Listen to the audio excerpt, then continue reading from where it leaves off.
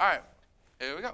What's poppin', Cougs? Welcome back to another episode of Coug on the Clock. I am your host, Alexander Huddleston, and welcome to the desk. Luke Westfall. Luke Westfall. You excited? Very excited. Busy week and first time on this show, so hopefully make a good impression. Perfect. Awesome. That's all I could ask for. Today we are going to talk about a few topics. We got WSU football, of course, WSU soccer, an MLB playoff update, and then a little kind of dive into the Devontae Adams situation. But other than that, I'm ready to go. So let's get in the show.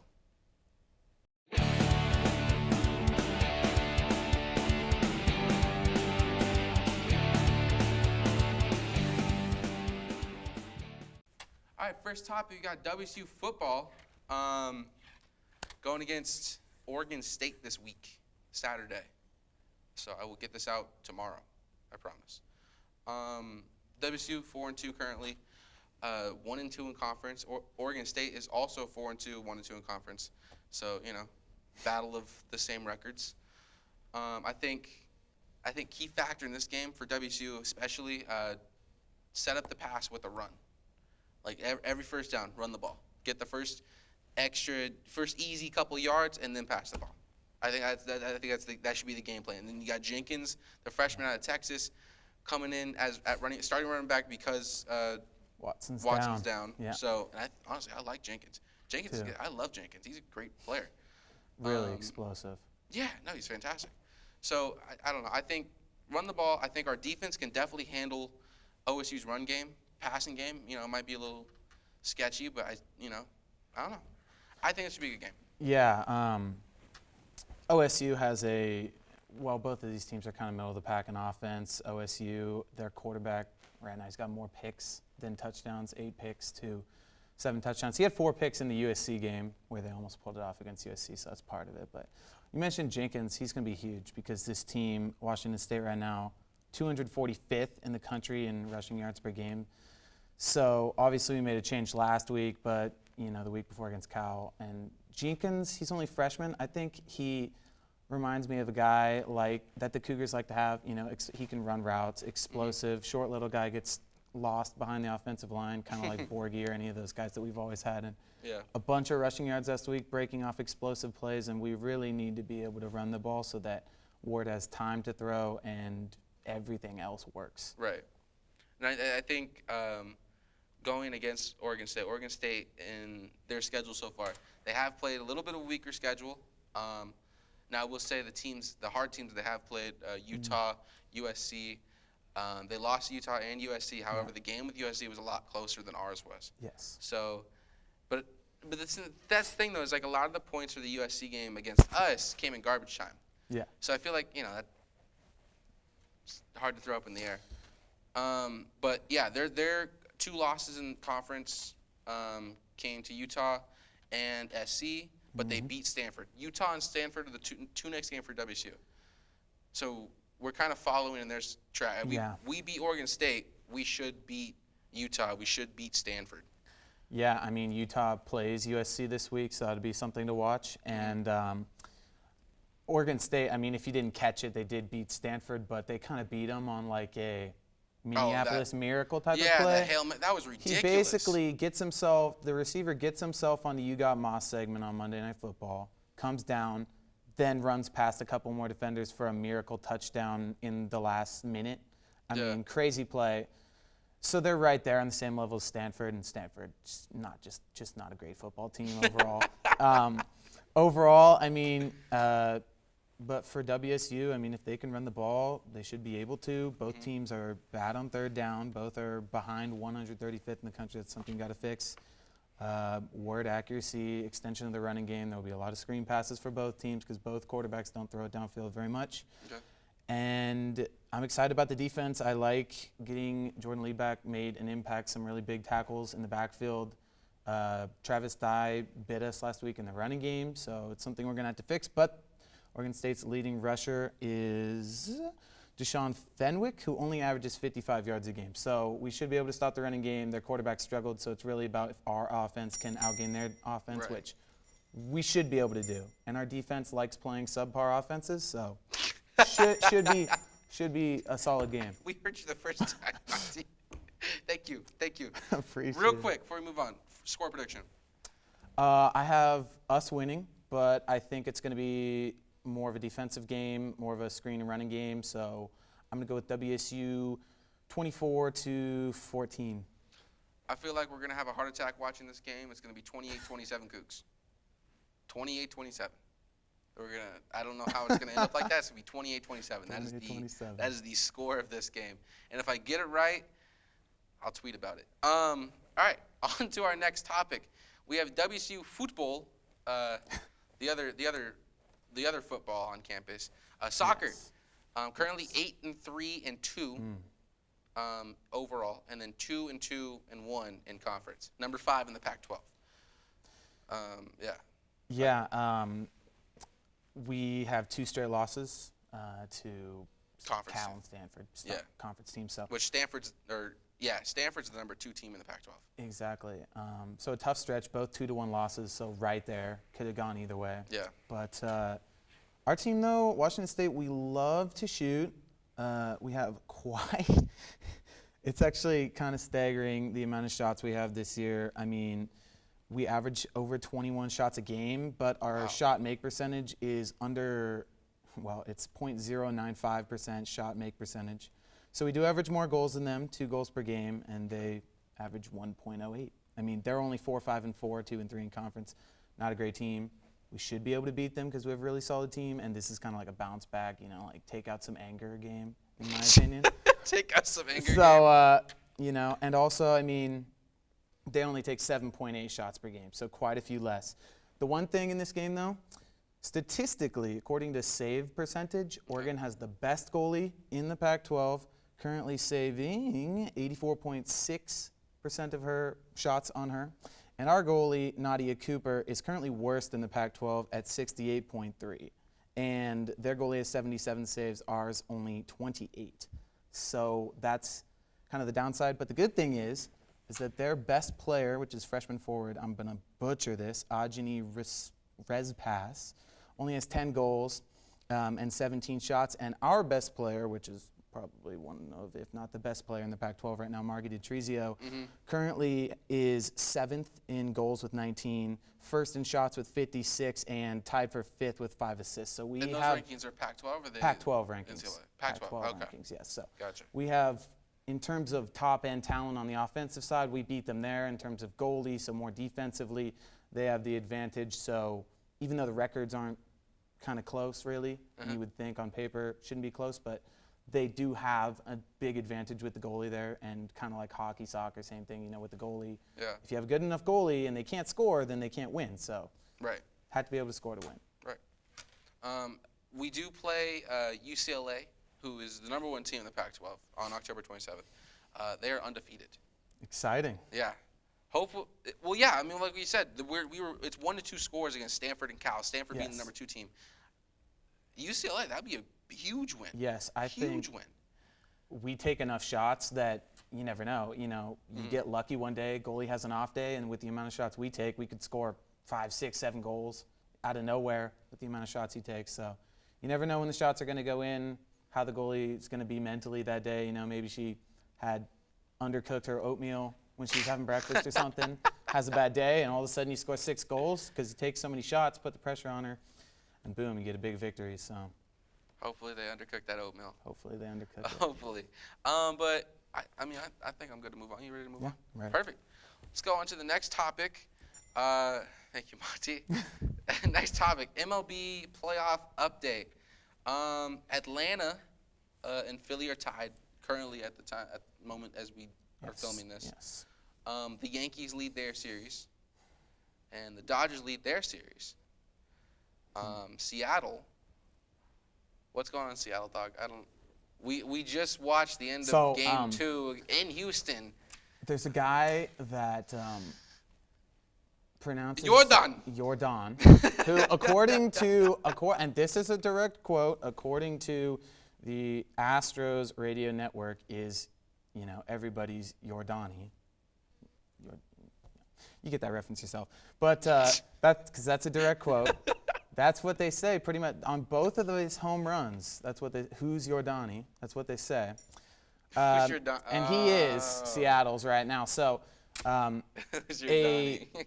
home run to take the lead in both games. Both ended up winning the game, obviously. And as much as Seattle loved their win against the Blue Jays, where they came back, the Astros loved to do the same thing in both of the first two games. So Well, yeah, the basically, first one was 8, wasn't it like 8-1 at some point? Or yeah, was it 8-2? 8-1 in the Blue Jays game that we came back on. No, I'm talking about the Astros game. The Didn't we have Astros a game was 6. No, 6?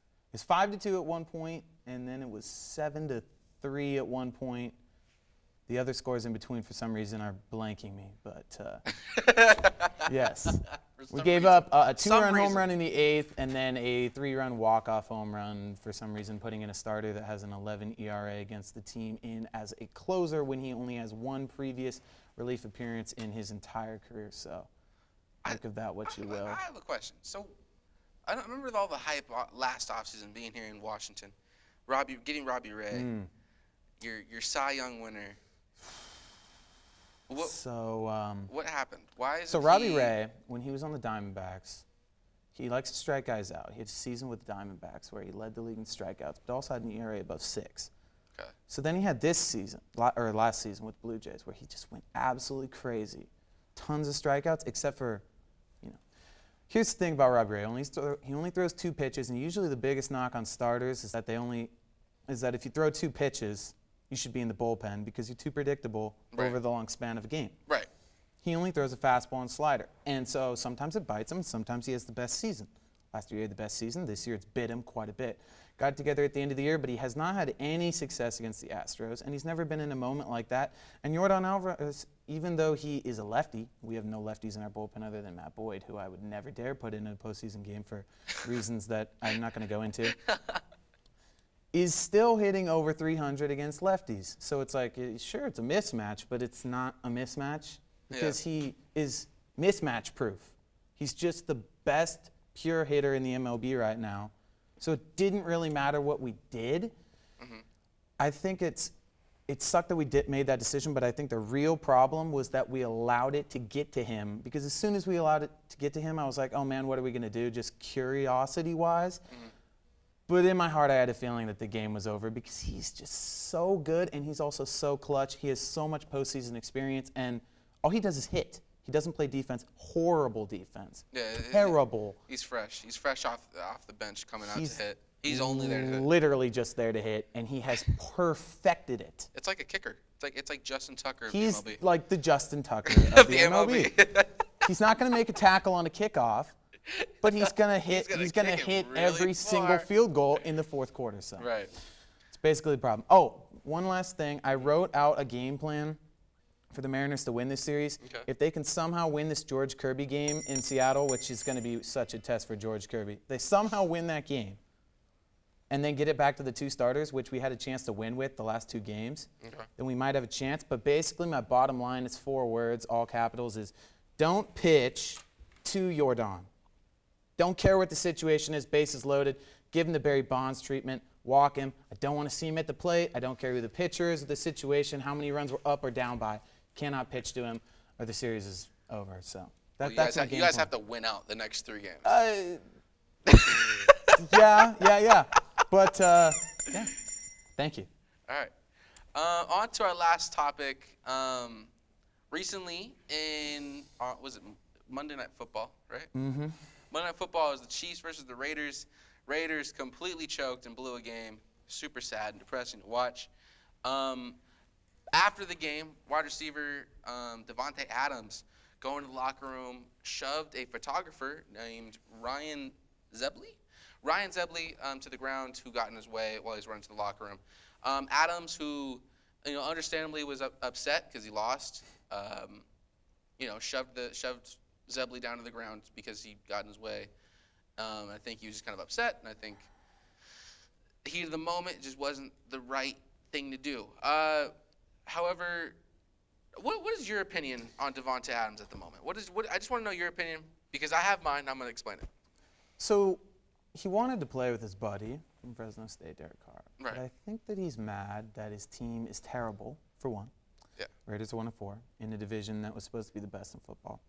Second of all, he had a great game. 124 yards, 2 touchdowns, looking like they might get a big upset on prime time. Yeah. And then he drops essentially a pass that could have won them the game with how automatic Daniel Carlson, their kicker, was in that game. And then on fourth down, him and his little tiny buddy, Hunter Renfrow, run crossers and slam into each other.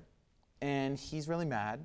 That added to his frustration. You know, maybe he was just mad about his team, or maybe he was just mad about the loss, or that he struggled in the end, or all three. But he pushes the cameraman. The cameraman, wisely, I might say, probably gives it a little extra oomph.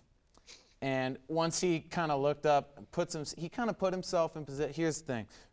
There's no evidence to say that that cameraman was not trying to draw a charge like an NBA player.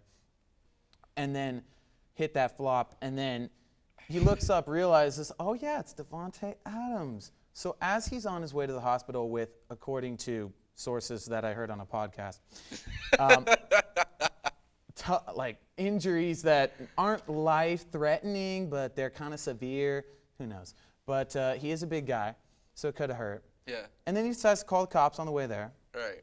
And, of course, he's going to say, you know, Call the a cops very on it. Nationally large NFL televised. player that just signed a contract for $30 million a year just totally decked me. So he has on that. live television, as if it had On live television where everyone sees can it. see It's not it, like you, and like, they can mugged watch him it behind a over building. and over and Right. over and over It's again. all over the internet. And then he gets charged with misdemeanor assault. Yeah. And I like to compare this one to Alvin Kamara, who was charged in the offseason with battery resulting in substantial bodily harm, because he, assault as well, different scenarios, but Yeah, I feel like this was is a little not, different. whiplash and minor concussions for the victim there. Yes. Yes. But he was not suspended this year. They're potentially going to do that next year. He's let out on bond. I think for Adams, maybe they suspend him this year, but then again, suspend him for a week. it is. A week.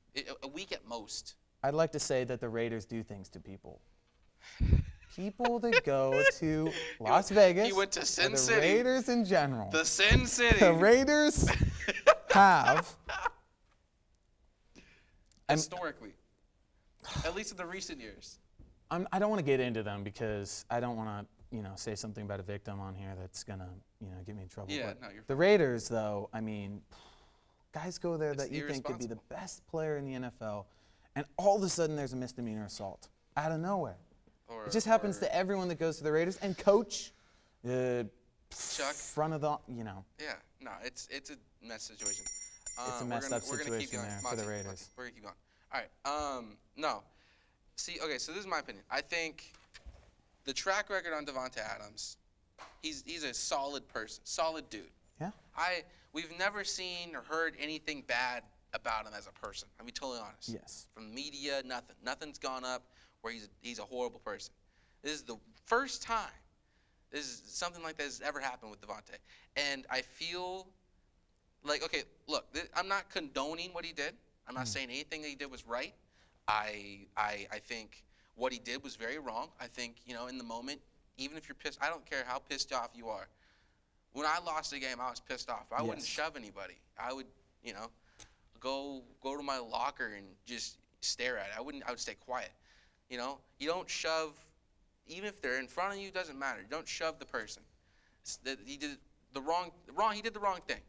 But where I think the good part of him still comes out, that gained a lot of my respect back for him. After post game, he is interviewed and he talks.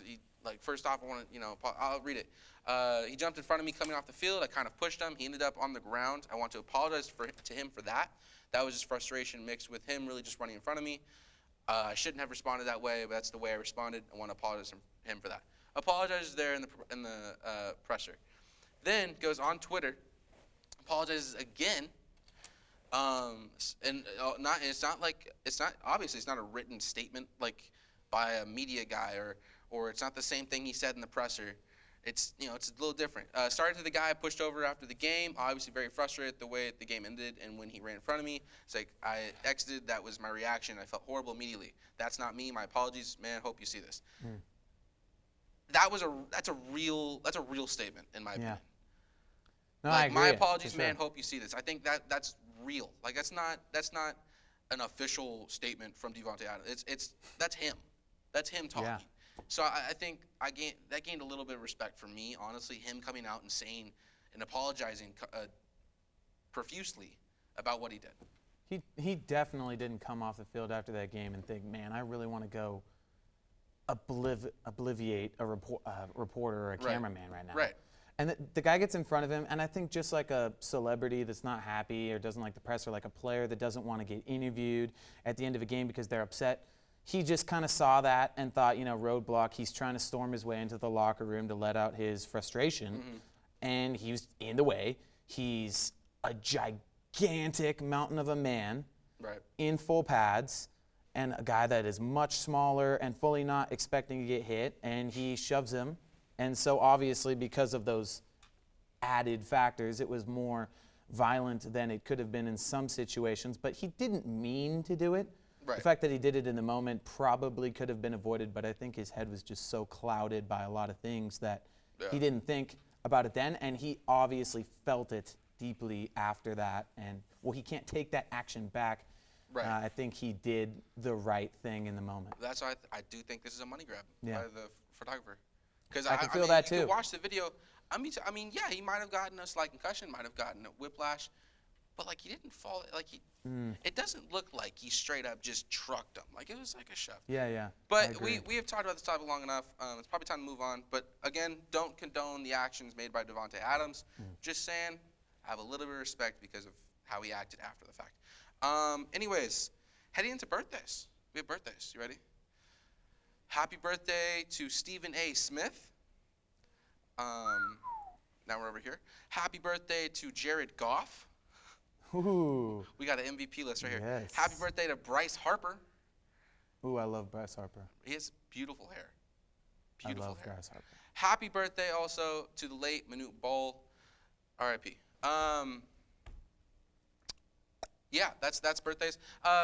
Make sure you follow us on all of our social media. On Instagram at Wazzu Sports Network, on Twitter at Wazzu Sports Net. Make sure you go to Cable 8 on YouTube and subscribe, like, comment, watch the videos that we create. Great videos. Couple shout outs here. We have TV department created Pocket Aces. They created Murrow Rejects. Fantastic shows. Go check them out. Make sure you go to our merch store. Check out some of the merch. Halloween merch is still up until October 31st. And then you'll have something spooky to wear for Thanksgiving. But yeah, other than that, I'm Alexander Huddleston, and we'll see you guys next time.